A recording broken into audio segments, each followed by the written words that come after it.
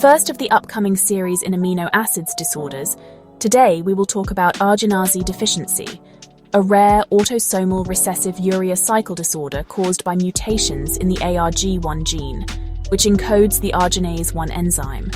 This enzyme catalyzes the final step of the urea cycle, the hydrolysis of arginine into ornithine and urea. When arginase 1 is deficient or dysfunctional, arginine accumulates, and urea production is impaired, leading to progressive hyperargininemia and, less consistently, hyperammonemia. Unlike other urea cycle disorders, arginase deficiency often presents later in childhood, not neonatally. Clinical features include spasticity, especially of the lower limbs, developmental delay, seizures, and progressive cognitive impairment. This delayed and primarily neurologic presentation differentiates it from other urea cycle defects, which typically present with acute hyperammonemic crises in infancy. The pathophysiology involves neurotoxicity from excess arginine, altered nitric oxide metabolism, and potential guanidino compound accumulation, factors believed to damage upper motor neurons.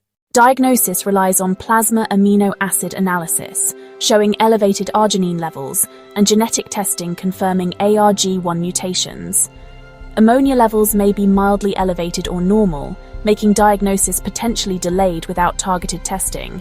Management includes a low-protein diet with arginine restriction, supplementation with essential amino acids, and nitrogen scavenging agents like sodium benzoate or phenylbutyrate to reduce nitrogen load.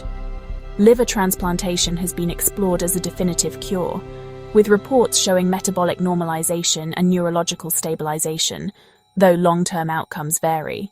Prognosis depends on the timing of diagnosis and initiation of treatment.